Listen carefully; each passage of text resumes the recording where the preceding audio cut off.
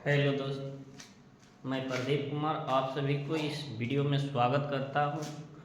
आज चलते हैं हम फिजिकल केमिस्ट्री के चौथे यूनिट रासायनिक बल गतिकी से कुछ इम्पोर्टेंट सवाल इस वर्ष परीक्षा 2026 में पूछने वाले सवाल को हम रखे हैं। आप सब इस वीडियो में अंत तक बने रहेंगे। अगर वीडियो आपको अच्छा लगे तो चैनल को सब्सक्राइब करेंगे, लाइक करेंगे, वीडियो को कमेंट करेंगे और शेयर अधिक से अधिक करेंगे। तो चलते हैं दोस्त, आपके लिए ही हम मेहनत कर रहे हैं और आप लोग का अच्छा स्कोर होना चाहिए, इसके लिए मैं तहे दिल से लगा हूँ। आप सब भी लग जाइए, क्योंकि बिना मेहनत के कुछ नहीं किया जा सकता है। क्योंकि आप लोग जानते हैं बिना मेहनत के सिवा कोई रास्ता नहीं, चाय के सिवा कोई नाश्ता नहीं है। तो उसी प्रकार से आप बिना मेहनत किए सफलता कभी नहीं प्राप्त कर सकते हैं। तो सफल होने के लिए सबसे पहले निष्ठा की ज़रूरत होती है, मेहनत करने की ज़रूरत होती है, मार्गदर्शन अच्छा होना चाहिए।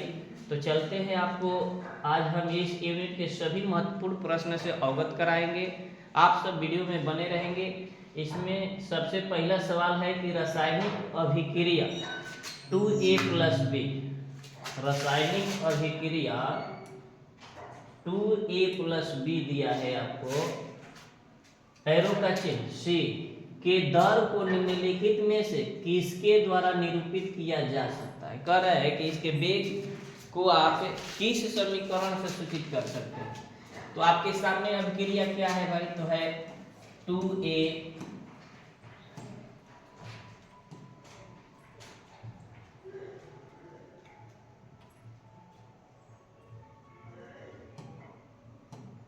अभिक्रिया आपके पास है 2A+B, एरो का चिन्ह क्या है भाई, तो C। आप जानते हैं कि यह क्या है भाई, अभिकारक का है। ये आप क्या है, प्रतिफल है, प्रतिफल। आप कहते हैं कि अभिकारक की दर में क्या आती है, तो कमी आती है।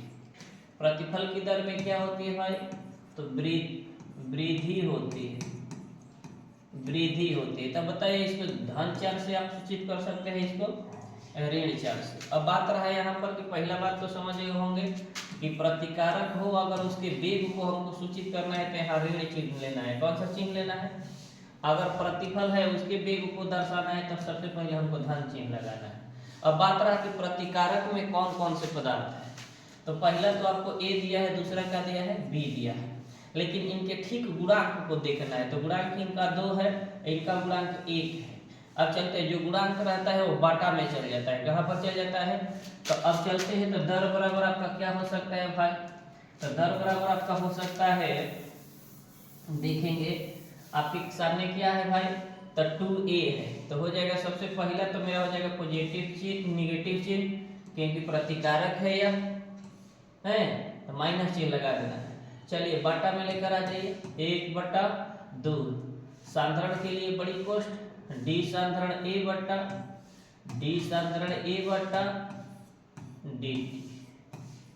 स्पष्ट हो गया, एक ऑप्शन मेरा हुआ। दूसरा हमारे साथ प्रतिकारक क्या है भाई, तो B है। तो D सांद्रण भी माइनस में ले लेंगे, B/dt हो जाएगा। क्या हो जाएगा, कॉमा। अब प्रतिफल की ओर जा रहे हैं हम, तो है हमारा का D सांद्रण पॉजिटिव चिन्ह, D सांद्रण C/dt। अब देख लीजिए इसमें कि ऑप्शन आपका कौन सा है। आपको तो ऑप्शन लग रहा है कि पहला भी मैच कर रहा है, दूसरा भी मैच कर रहा है और तीसरा भी मैच कर रहा है। देख तो क्या हो जाएगा आंसर आपका, इनमें सभी आंसर हो जाएगा, इनमें सभी आंसर हो जाएगा। समझ में आया, एकदम आसान है, कुछ नहीं करना है। ऐसा सवाल आए तो कह रहे हैं कि अधिकांश अभिक्रियाओं के लिए ताप गुणांक का मान निम्न में से किसके किसके बीच होता है, या किसके किसके बीच रहता है। तो उनके गुणांक का मान हमेशा याद रखिएगा 2 और 3 के बीच होता है। किनके बीच होता है? 2 और 3 के बीच होता है। किसके बीच होता है बाबू? 2 और 3 के बीच होता है। अगले सवाल की ओर चलते हैं। आपके सामने तीसरा सवाल है, बहुत आसान सा सवाल है, थोड़ा सा आप लोग इससे अवगत हैं। प्रथम कोटि की अभिक्रिया के लिए हाफ टी का मान आपके कॉपी में है, नोट्स में है, वहां से भी याद रखिएगा या हल करना सिखाए थे कि 0.693 बट्टा के होता है। कितना होता है भाई? कह रहा है कि प्रथम कोटि में अगर प्रथम कोटि में हाफ टी का मान पूछे तो हाफ टी का मान बराबर क्या होता है? हाफ टी बराबर आप लोग सिद्ध किए हैं। क्या किए हैं भाई? तो 0.693 बट्टा के, यही ना होता है। चलिए आगे बढ़ते हैं। आगे है आपका सवाल कि किसी अभिक्रिया में 2 ग्राम पदार्थ 24 घंटे में 0.5 ग्राम रह जाता है तो उस पदार्थ की अर्ध आयु क्या होगी? तो 0.5 ग्राम रह जाता है तो उसका अर्ध आयु, तो भाई हाफ करने के लिए तो 24 घंटा, 2.5 घंटा, तो किसी तरह से आपको दिखाई दे रहा है। कितना रह जाएगा भाई? आधा होने में, तो आधा घंटा होने में 12 घंटा लगेगा। कह रहे हैं कि किसी अभिक्रिया की सांद्रता को आधा होने में जितना समय लगता है उसे अभिक्रिया की अर्ध आयु कहते हैं। क्या कहते हैं? अर्ध आयु कहते हैं। तो कितना घंटा हो जाएगा भाई? 12 घंटा हो जाएगा। कितना घंटा हो जाएगा? 12 घंटा। कह रहे हैं अगला सवाल आपके कि प्रथम कोटि की अभिक्रिया, प्रथम कोटि की अभिक्रिया के की इकाई होती है। के माने वेग स्थिरांक की इकाई। प्रथम कोटि की अभिक्रिया के लिए वेग स्थिरांक की इकाई जो होती है सेकेंड इनवर्स होती है। क्या होती है भाई? सेकेंड इनवर्स होती है। क्या होती है? Second inverse. दूसरा अगला सवाल है कि दूसरे क्रम की अभिक्रिया में, माने द्वितीय कोटि की अभिक्रिया में के अर्थात वेग स्थिरांक की इकाई क्या होती है भाई? तो second mole inverse litre, second mole inverse litre, second mole inverse litre, second mole inverse litre. कह रहा है अगला सवाल कि किसी रासायनिक अभिक्रिया का वेग, किसी रासायनिक अभिक्रिया का वेग प्रभावित होता है, माने किससे प्रभावित होता है? तो ताप से। अगर टेम्परेचर को बढ़ाया जाता है तो किसी रासायनिक अभिक्रिया की दर बढ़ जाती है, घटाया जाता है तो घट जाती है, घटाया जाता है तो घट जाती है। आगे कह रहा है कि किसी रासायनिक अभिक्रिया, किसी प्रथम कोटि की अभिक्रिया का वेग, किसी प्रथम कोटि की अभिक्रिया का वेग, किसी प्रथम कोटि की अभिक्रिया का वेग स्थिरांक निर्भर नहीं करता है। निर्भर नहीं करता है तो कह रहा है कि प्रतिकारक की सांद्रता से कोई लेना देना न होते। प्रथम कोटि की अभिक्रिया अगर हो तो प्रथम कोटि की अभिक्रिया का आप इकाई अभी पढ़े हैं जस्ट, क्या होता है भाई? तो सेकेंड इनवर्स। क्या होता है? तो एक मतलब कि उसमें आपको क्या आता है? 1 समय आता है। तो इसमें मूलतः से इसको कोई लेना देना न होती है, साधारण से कोई लेना देना न होती है। स्पष्ट हो गया?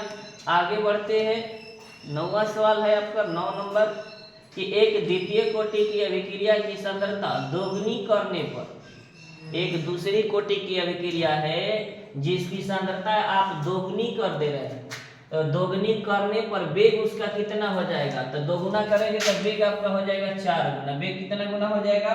4 गुना हो जाएगा। वेग कितना गुना हो जाएगा बाबू? 4 गुना हो जाएगा। याद करते चलेंगे, परीक्षा के लिए बहुत ही महत्वपूर्ण सवाल है। सभी आपको इम्पोर्टेंट सवाल को हम रखे हैं, आप लोग मेहनत करेंगे तो जरूर अच्छा स्कोर करेंगे। चलते हैं। अगला सवाल है कि किसी शून्य कोटि की अभिक्रिया की दर, किसी शून्य कोटि की अभिक्रिया की दर, किसी शून्य कोटि की अभिक्रिया की, किसी शून्य कोटि की अभिक्रिया की दर निश्चित रहती है। कह रहा है कि शून्य कोटि की अभिक्रिया की दर जो होती है ना बढ़ती है और ना ही घटती है, निश्चित रहती है। हमेशा क्या रहती है? निश्चित रहती है। वह अभिक्रिया जिसमें 2 अभिकारक भाग लेकर उत्पाद बनाते हैं कहलाती है। कह रहा है कि वैसी अभिक्रिया जिसमें 2 प्रतिकारक भाग लेकर के कोई उत्पाद बनाते हैं तो उस अभिक्रिया को आप क्या कहेगा? एक अणुक कहिएगा, द्विअणुक कहेगा, शून्य अणुक कहिएगा? द्विअणुक कहिएगा। क्या कहिएगा बाबू? द्विअणुक कहिएगा। क्या कहिएगा? द्विअणुक कहिएगा। अगला सवाल है आपका कि किसी रासायनिक अभिक्रिया में भाग लेने वाले, किसी रासायनिक अभिक्रिया में भाग लेने वाले अणुओं, परमाणु अथवा मूलकों की संख्या कहलाती है अणुसंख्य या अणुसंख्यता कहलाती है। अणुसंख्य या अणुसंख्यता कहलाती है। क्या कहलाती है भाई? अणुसंख्य या अणुसंख्यता कहलाती है। क्या कहलाती है? कह रहा है कि किसी रासायनिक अभिक्रिया में जो अणु, परमाणु या आयन, मूलक जिसको बोलते हैं, भाग लेते हैं, उनकी संख्या को आप क्या कहते हैं? तो अणुसंख्यता कहते हैं। क्या कहते हैं भाई? अणुसंख्यता कहते हैं। 13 नंबर सवाल आपका है कि प्रथम कोटि की अभिक्रिया में, किस कोटि की अभिक्रिया में? प्रथम कोटि की अभिक्रिया में एक पदार्थ की मात्रा 100 वर्ष है, एक पदार्थ की मात्रा 100 वर्ष में विघटित होकर आधी रह जाती है। 100 वर्ष में विघटित होकर कितना रह जाती है? आधी रह जाती है। तो उसकी मात्रा चौथाई होने में कितना समय लगेगा? अगर आप कह रहे हैं कि 100 वर्ष, एक मतलब पूरा आधा होने में 100 वर्ष लग रहा है, तो चौथाई, आधा का आधा कर देंगे तो चौथाई हो जाएगा। तब 1/4 करने में, तो एक मतलब पूरा करने में 200 वर्ष लग रहा था। 4 भाग करने में कितना भाई? तो 50 वर्ष। कितना वर्ष? 50 वर्ष। ऑप्शन देख लेंगे आप, आपका ऑप्शन पहला होगा। कौन सा होगा? पहला होगा। ऐसे सवाल आए तो आसानी से एकदम बना लेंगे आप लोग। अब चलते हैं अगले सवाल की ओर। अगला सवाल आपका है कि किसी रासायनिक अभिक्रिया, किसी रासायनिक अभिक्रिया में किसी भी क्षण ज्ञात किया गया वेग कहलाता है। वेग या दर बातें कही है, तात्क्षणिक दर या वेग कहलाता है। क्या कहलाता है? तात्क्षणिक दर या वेग कहलाता है।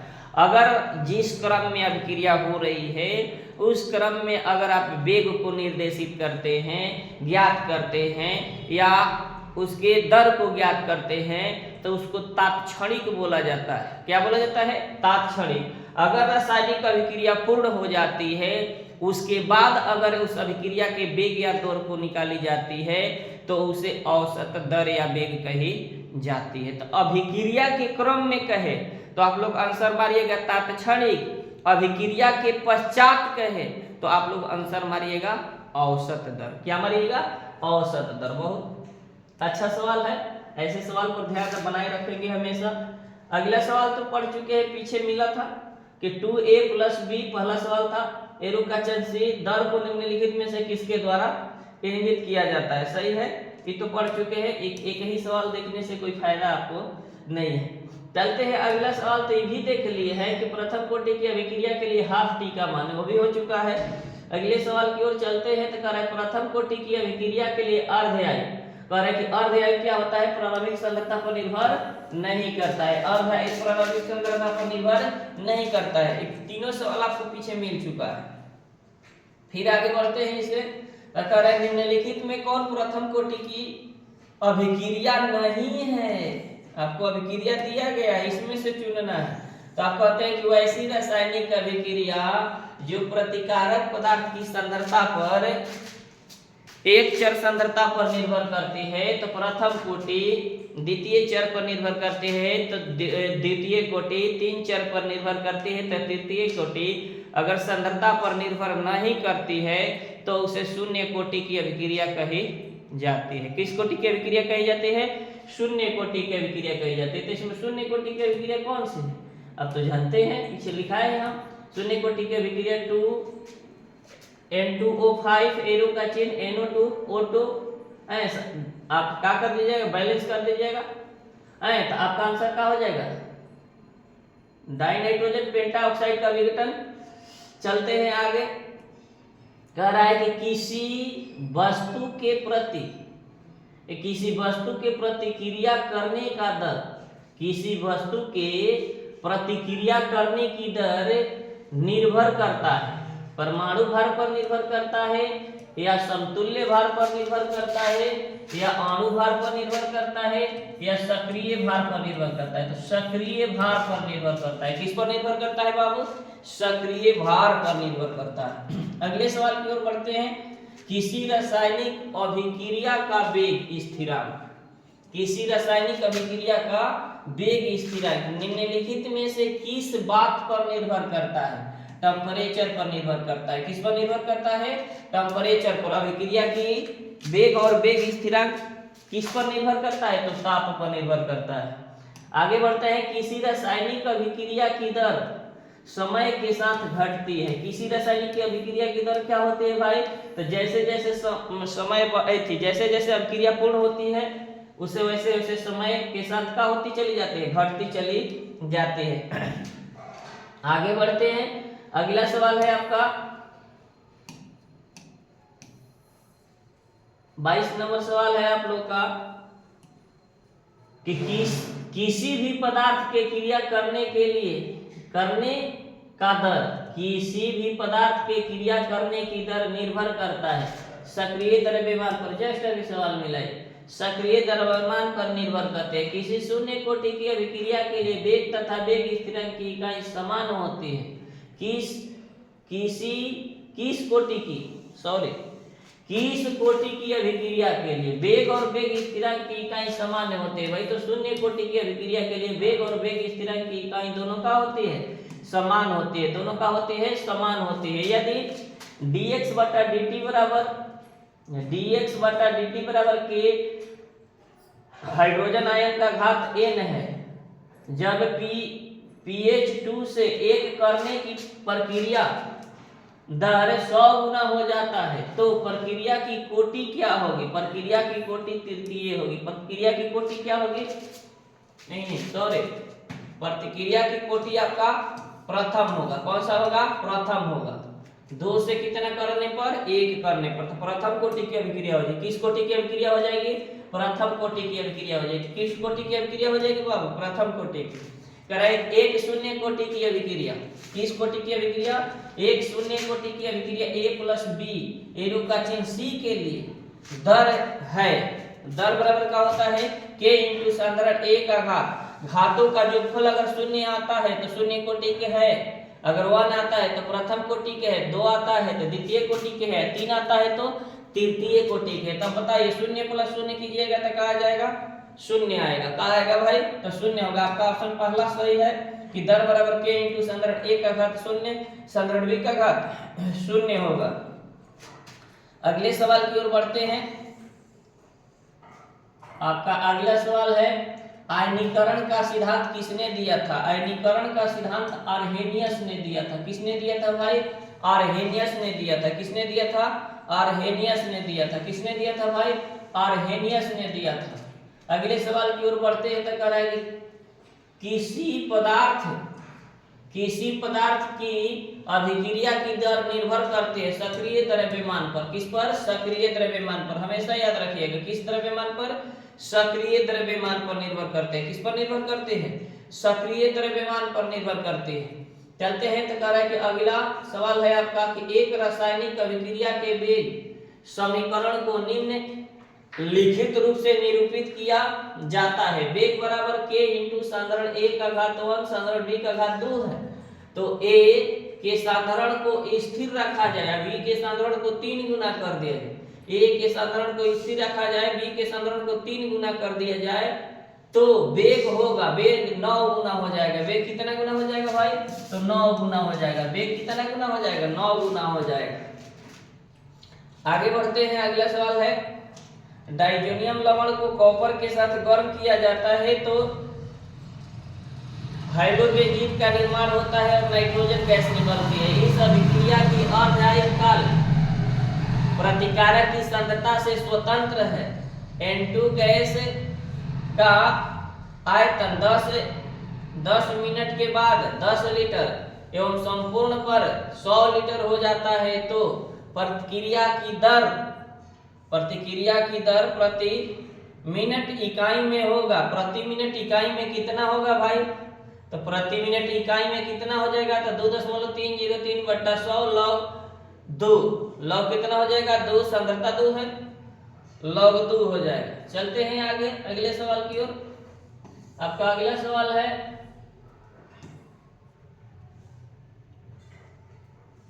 बना लिए हैं स्वयं प्रथम कोटि की अभिक्रिया की अध्याय तो बनाइए चुके हैं।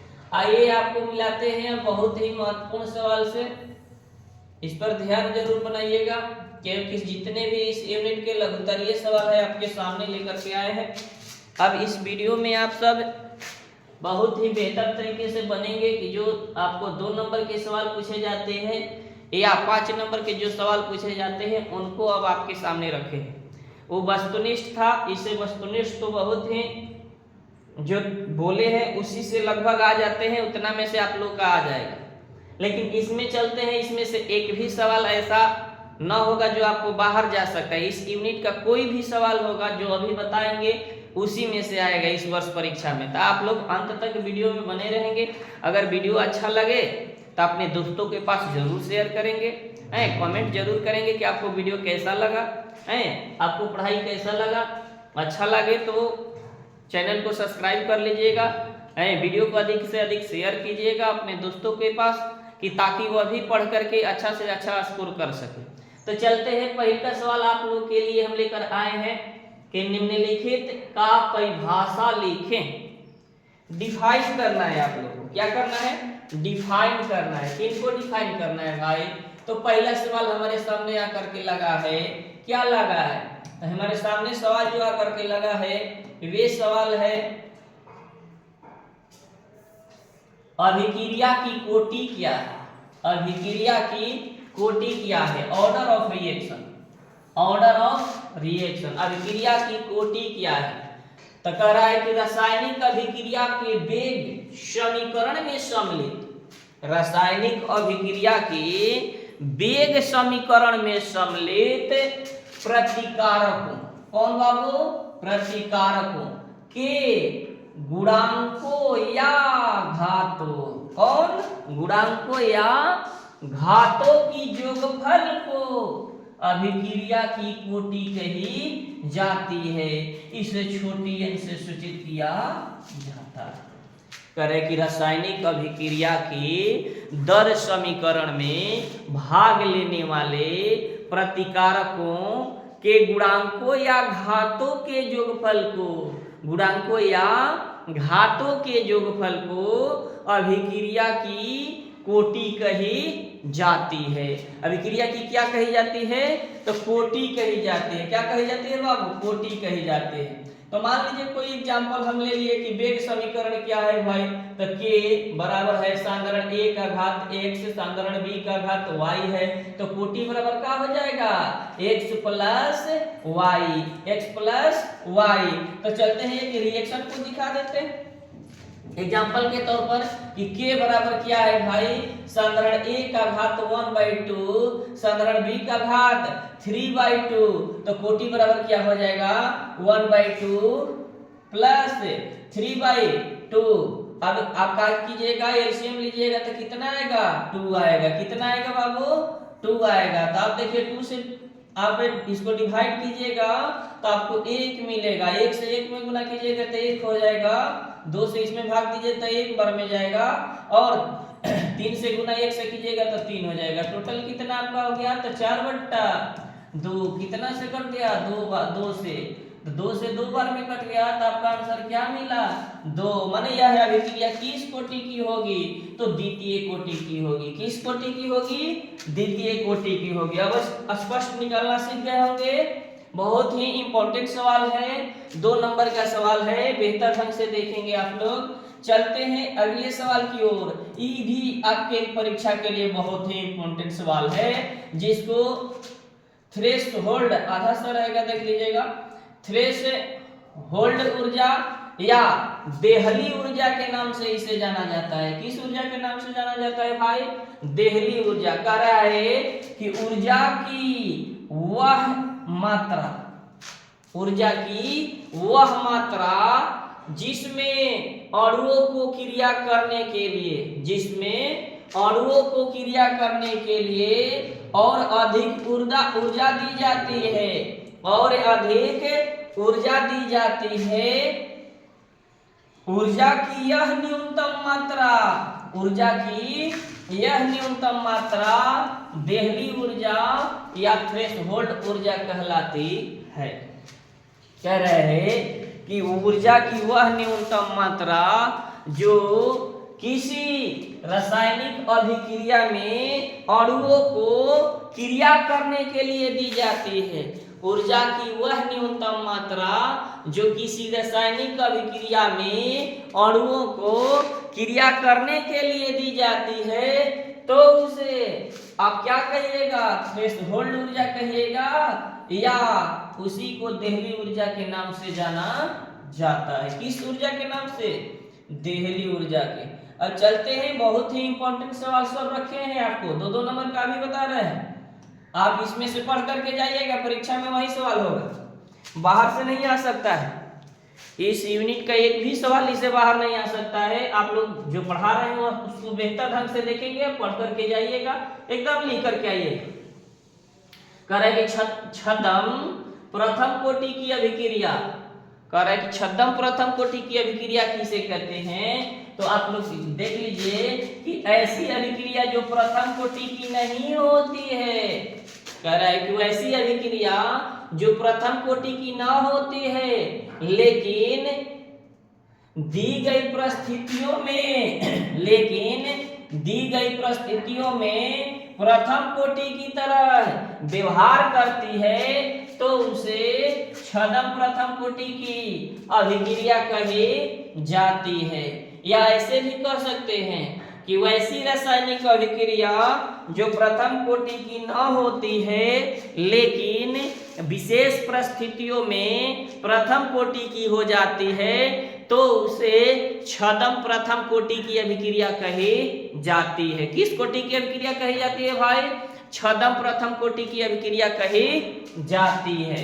चलते हैं, छद्म प्रथम कोटि की अभिक्रिया के लिए एग्जाम्पल ले सकते हैं आप। गन्ने की शर्करा की प्रतिपन, इसको आप कह सकते हैं, देखने में आपको शून्य कोटि नहीं, प्रथम कोटि नहीं है, लेकिन विशेष परिस्थितियों में अधिक में, जल के अधिकता में शुगर का अगर प्रतिपन करते हैं तो आपको इसको क्या कहेंगे? प्रथम कोटि की अभिक्रिया कहेंगे। या दूसरा एग्जाम्पल हमेशा आता है, कई बार परीक्षा में आ गया है, 1 नंबर में भी पूछ दिया है कि एस्टर का जल अपघटन कौन सी अभिक्रिया है? शून्य कोटि की अभिक्रिया है, प्रथम कोटि की अभिक्रिया है, द्वितीय कोटि की अभिक्रिया है, या छद्म प्रथम कोटि की अभिक्रिया है? तो आंसर मारिएगा छद्म प्रथम कोटि की अभिक्रिया है। इसमें जल की अधिकता है, अधिकता में किया जाता है, तो उनकी सांद्रता से कोई लेना देना जल के न रहता है। बढ़ जाते हैं आगे। इससे भी महत्वपूर्ण सवाल आपके सामने आकर के 2 नंबर का लगा है कि दर नियतांक या दर स्थिरांक, दर नियतांक या दर स्थिरांक या वेग स्थिरांक को परिभाषित करें। कह रहा है कि वेग समीकरण में प्रयुक्त होने वाले समानुपातिक स्थिरांक, कौन सा स्थिरांक? समानुपातिक स्थिरांक को दर नियतांक कहते हैं, जो केवल ताप पर निर्भर करता है। किस पर निर्भर करता है भाई? ताप पर निर्भर करता है। अलग अलग कोटि की अभिक्रियाओं के लिए वेग स्थिरांक की इकाई भी अलग अलग होती है। कह रहा है कि वेग समीकरण में प्रयुक्त होने वाले समानुपातिक नियतांक या स्थिरांक कह सकते हैं। समानुपातिक स्थिरांक या नियतांक को रासायनिक अभिक्रिया की दर नियतांक या वेग स्थिरांक कहा जाता है। इसे के से सूचित किया जाता है, जो केवल ताप पर निर्भर करता है। किस पर निर्भर करता है भाई? ताप पर। अगर अभिक्रिया अलग अलग कोटि की हो तो उस अभिक्रिया के लिए वेग स्थिरांक की जो इकाई होती है वे भी अलग अलग होती है। शून्य कोटि के लिए अलग होगी वेग स्थिरांक की इकाई, प्रथम कोटि के लिए अलग होगी, द्वितीय कोटि के लिए अलग होगी और तृतीय कोटि के लिए अलग होगी। स्पष्ट हो गया? देखिए, इससे भी महत्वपूर्ण सवाल आपके सामने कह रहे हैं ना कि परीक्षा में एक भी नहीं छूटेगा, तो नहीं छूटेगा। गांठ बांध लीजिए, एक भी सवाल इससे बाहर आने वाला इस वर्ष नहीं है, इसी में से आएगा तो आएगा, ये गारंटी है मेरा। चलते हैं अगले सवाल की ओर। कह रहा है कि अभिक्रिया की अर्ध काल क्या है या अर्ध आयु किसे कहते हैं। कह सकते हैं कि किसी रासायनिक अभिक्रिया की अर्ध आयु किसे कहते हैं या अभिक्रिया की अर्ध काल, उसी को अर्ध आयु बोलते हैं हम लोग, कि वह समय अंतराल जिसमें अभिकारक की आधी मात्रा उत्पाद में परिवर्तित हो जाती है। आधी मात्रा का में बदल जाती है, उत्पाद में परिवर्तित हो जाती है, अर्थात आधी अभिक्रिया संपन्न हो जाती है। अभिक्रिया की अर्ध जीवन काल कहलाती है। इसे हाफ टी या टी 50% से सूचित किया जाता है। या कह सकते हैं कि किसी रासायनिक अभिक्रिया में प्रतिकारक पदार्थ की सांद्रता को आधा होने में, प्रतिकारक पदार्थ की सांद्रता को आधा होने में जितना समय लगता है उसे अभिक्रिया की अर्ध आयु कहते हैं। क्या कहते हैं भाई? अभिक्रिया की अर्ध आयु कहते हैं। याद कर लेंगे, अभिक्रिया की अर्ध आयु कहते हैं। प्रथम कोटि के लिए हाफ टी बराबर 0.693 बट्टा के होता है। कितना होता है? 0.693 बट्टा के होता है। अब चलते हैं, एक और सवाल आपके सामने महत्वपूर्ण करके लगा है, अभिक्रिया की अणुकता या अणुसंख्याता किसे कहते हैं। अभिक्रिया की अणुकता या अणुसंख्याता किसे कहते हैं? तो कह रहा है कि किसी संतुलित रासायनिक समीकरण में, कोई रासायनिक समीकरण आपको लेना है तो संतुलित रहना चाहिए, बैलेंस रहना चाहिए। अभिकारकों के मोलों की संख्या के योगफल को, अभिकारकों के मोलों की संख्या के योगफल को अभिक्रिया की आणविकता कहते हैं। क्या कहते हैं भाई? अभिक्रिया की आणविकता कहते हैं। जैसे आप किसी रासायनिक अभिक्रिया को ले लीजिए, जिनके जैसे मान लेते हैं, आपको दे दिया हमका H2 प्लस O2 क्या मिल गया भाई? तो H2O मिल गया। क्या मिल गया? अब देखिए, इनके मोल की संख्या 1 है, इनके भी मोल की संख्या 1 है, तो 1 + 1 = 2। इनकी आणविकता कितनी हो जाएगी? 2 हो जाएगी। ऐसी अभिक्रिया दिया गया है, देख लीजिए यहाँ पर। कह रहे कि 2H2 + O2, 2H2O, सॉरी उसमें हम हल नहीं कर पाए थे। इसमें देखेंगे संतुलित पहले करना है। हाइड्रोजन की संख्या 4 है, इधर भी 4 होना चाहिए, ऑक्सीजन 2 है, इधर ऑक्सीजन 2 है। तो कह रहा है कि इनकी अणुसंख्याता क्या होगी? तो आप इनके मोल की संख्या, तो इनकी मोल की संख्या 2 है और इनकी मोल की संख्या 1 है, तो 2 + 1 बराबर कितना हो जाएगा? तो 3। इनकी अणुसंख्याता कितनी हो गई? तो 3 हो गई। कितनी हो गई बाबू? 3 हो गई। स्पष्ट हो गया? चलिए अगला सवाल देखिए आप लोग। आपके सामने सवाल है कि प्रथम कोटि की अभिक्रिया की अर्ध आयु काल 10 मिनट है। कोई प्रथम कोटि की अभिक्रिया है, उसकी अर्ध आयु काल 10 मिनट है, तो कह रहा है कि प्रतिक्रिया की दर क्या होगी? प्रतिक्रिया की दर क्या होगी भाई? तो सबसे पहले 10 मिनट को आप सेकेंड में बदल लीजिएगा, तो कितना सेकेंड हो जाएगा? तो 60 से गुना कर दीजिएगा। 1 मिनट में कितना सेकेंड? तो 60 सेकेंड। कितना सेकेंड? 60 सेकेंड। यहाँ पर थोड़ा सा मिस्टेक है, देख लीजिएगा आप लोग।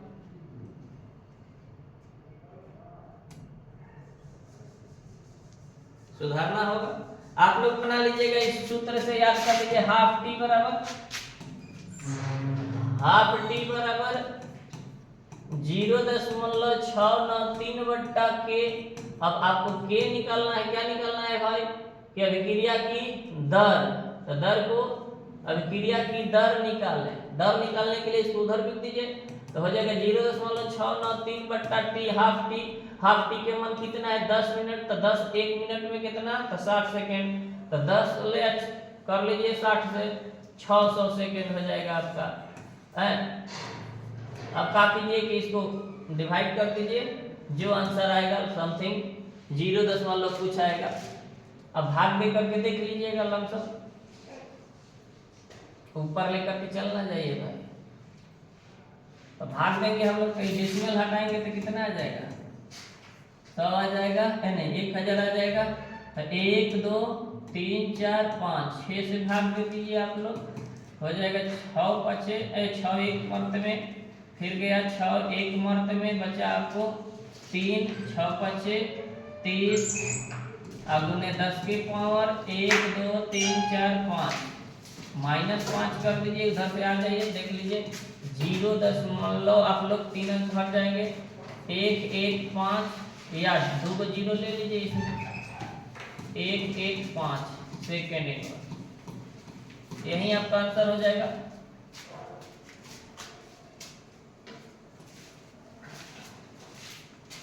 चलते हैं अगले सवाल की ओर, बहुत ही महत्वपूर्ण सवाल आकर के लगा है यही, देखिएगा 2 नंबर में सवाल आज आपको हल कराए हैं, अगले दिन इसका बहुत ही इंपॉर्टेंट सवाल हम हल कराएंगे। कौन सा, आप लोग भी जानते हैं कि इस यूनिट का महत्वपूर्ण सवाल रह गया है दीर्घोत्तरीय, जो लॉन्ग क्वेश्चन बोलते हैं आप लोग। तो चलते हैं, नहीं तो शॉर्ट क्वेश्चन की ओर है हम, कि अभिक्रिया की कोटि और अणुसंख्यता में अंतर स्पष्ट करें, कि अभिक्रिया की कोटि और आणविकता में क्या अंतर है। तो पहला अंतर है कि कोटि का मान 0 हो सकता है, कह रहा है कि कोटि का मान 0 होता है तभी ना आप कहते हैं कि 0 कोटि की अभिक्रिया। अगला है कि अणुकता का मान 0 नहीं हो सकता है, कह रहा है कि किसी रासायनिक अभिक्रिया में प्रतिकारक की संख्या कभी, प्रतिकारक की मोलों की संख्या कभी 0 नहीं हो सकती है। सत्य बात है कि 0 हो जाएगी तब क्रिया ना होगी। कह रहा है कि यह पूर्ण या भिन्न संख्या हो सकती है, कह रहा है कि पूर्णांक संख्या भी हो सकती है या भिन्न बाटा में भी हो सकता है, लेकिन यह हमेशा पूर्णांक संख्या में रहेगा। किस संख्या में रहेगा भाई, और संख्याता किस संख्या में रहेगा, तो पूर्णांक संख्या में। कह रहा है कि इसे संतुलित रासायनिक समीकरण द्वारा ज्ञात नहीं किया जा सकता है, लेकिन इसे संतुलित रासायनिक समीकरण द्वारा ज्ञात किया जा सकता है। संतुलित रासायनिक समीकरण द्वारा ज्ञात किया जा सकता है, किया जाता है, किया जा सकता नहीं, किया जाता है। बिना संतुलित किए अणुसंख्याता निकलती नहीं है। आगे है कि यह अभिक्रिया की क्रिया विधि के बारे में जानकारी देता है। आप कोटि की अभिक्रिया से आप जान सकते हैं कि अभिक्रिया किस कोटि की है, कैसी है, लेकिन अणुसंख्याता यह कभी जानकारी नहीं देता है कि यह अभिक्रिया की प्रक्रिया विधि के बारे में कोई जानकारी नहीं देता है कि यह कैसी अभिक्रिया है। चलते हैं आगे।